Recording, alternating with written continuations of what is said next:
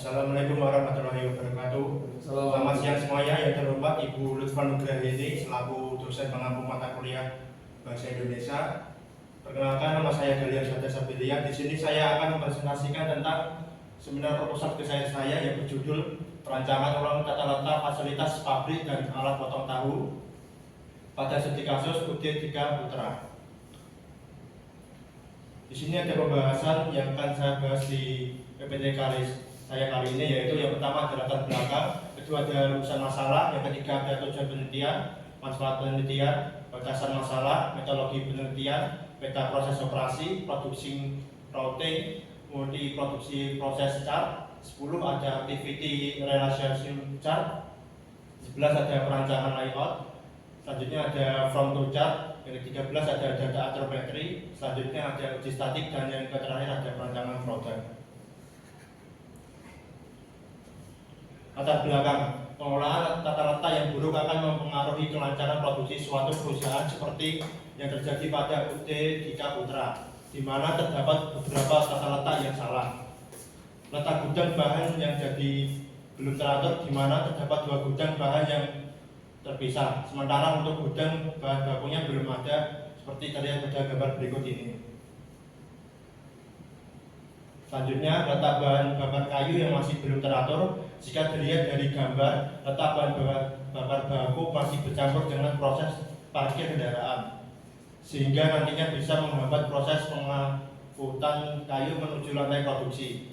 Selain itu, kendaraan juga diletakkan pada gudang bahan jadi, sehingga membuat gudang bahan jadi menjadi sempit. Jarak antar stasiun kerja juga bermasalah di pabrik ini, di mana jarak antara stasiun pemotongan dan perebusan yang terlalu dekat. Jarak antara tempat perebusan suatu dengan yang lainnya juga terlalu dekat, sehingga operator sulit untuk memindahkan tahu yang sudah dipotong menuju gudang bahan jadi.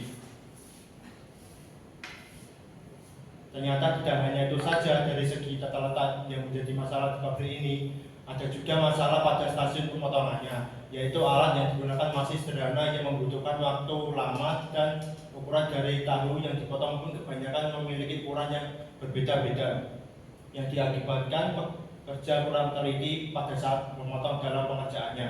Adapun alat yang digunakan adalah rol dari kayu dan pisau.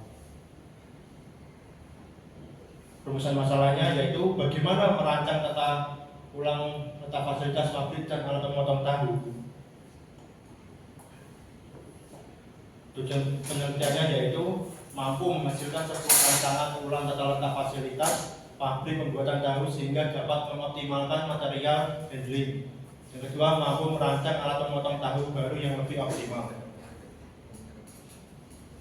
Manfaat penelitian bagi perusahaan yaitu memperoleh informasi apa saja yang menjadi permasalahan di pabrik yang bisa menghambat kelancaran proses produksinya. Yang kedua, menjadi bahan pertimbangan bagi perusahaan untuk melakukan perbaikan tata letak fasilitas pabriknya dan peralatan yang digunakan, khususnya pada alat pemotong tahu supaya proses produksi bisa berjalan lebih optimal.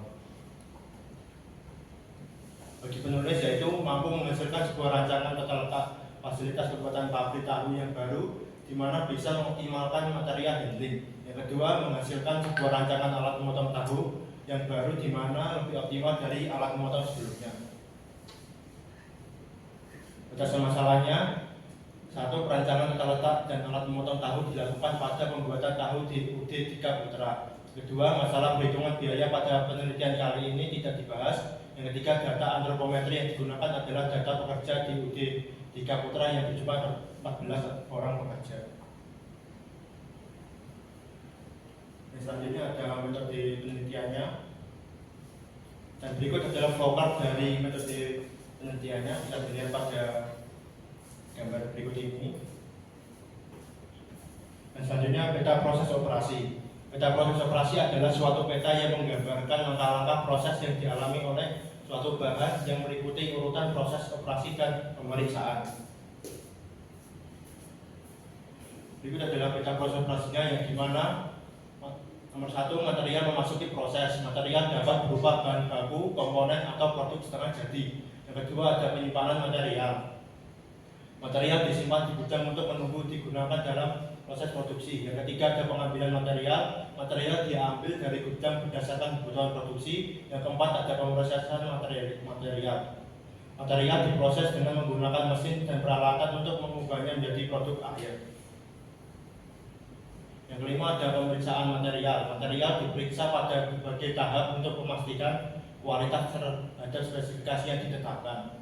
Keenam ada penyimpanan produk jadi. Produk akhir disimpan di area penyimpanan khusus sebelum dikirim ke pelanggan. Yang terakhir ada pengiriman produk. Produk akhir dikirim ke pelanggan atau digunakan dalam proses selanjutnya.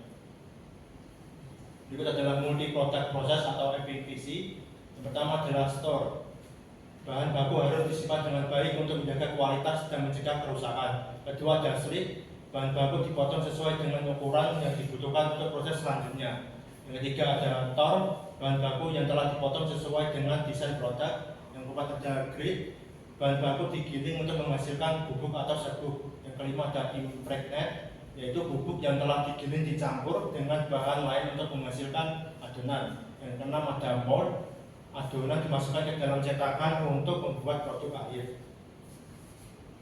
7 ada mill. Produk yang telah dicetakkan kemudian diproses untuk menghilangkan bagian yang tidak diinginkan. Ke-8 ada press test, yaitu produk diuji untuk memastikan kekuatan dan ketahanannya. Ke-9 ada drill, yaitu lubang dibuat pada produk jika diperlukan. 10 ada inspect, yaitu produk diperiksa untuk memastikan kualitas dan kesesuaiannya dengan spesifikasi yang ditetapkan. 11 ada pack, yaitu produk dikemas untuk mempermudah pengiriman. Dan terakhir ada dispatch, yaitu produk dikirim ke pelanggan atau distributor.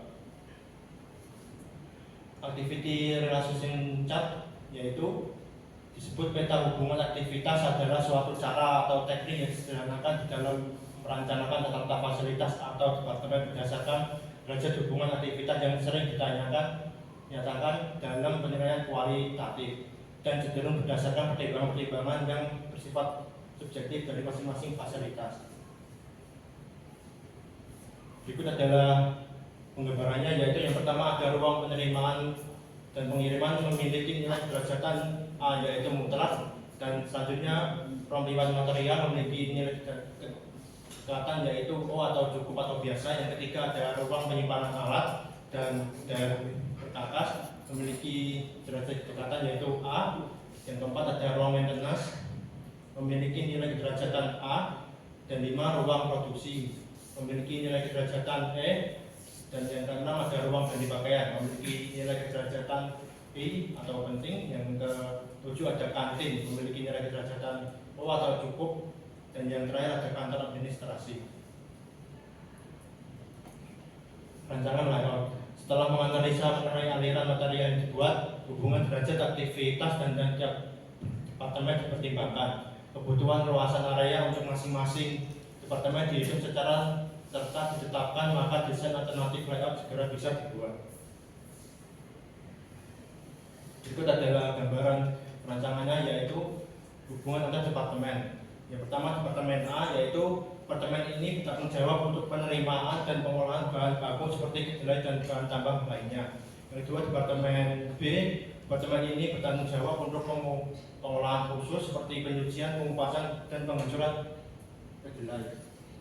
Ketiga ada departemen E, yaitu bertanggung jawab untuk membuat adonan tahu seperti percampuran bahan baku dan pembentukan adonan. Keempat ada departemen D, departemen ini bertanggung jawab untuk pemasakan atau pencetakan tahu seperti merebus adonan tahu dan mencetaknya ke dalam bentuk yang diinginkan. Yang kelima ada departemen J, yaitu departemen ini bertanggung jawab untuk pengemasan dan distribusi seperti pengemasan tahu, penyimpanan, dan pengiriman ke distributor atau pelanggan. Dan untuk tata letak ruangnya, yaitu departemen A, B, dan D. Departemen ini menunjukkan bahwa terlibat dalam proses produksi awal seperti penerimaan bahan baku, pengolahan khusus, dan memasak. Kedua departemen J, yaitu departemen ini terletak di tengah ruangan yang menunjukkan bahwa departemen ini terlibat dalam proses produksi tengah-tengah.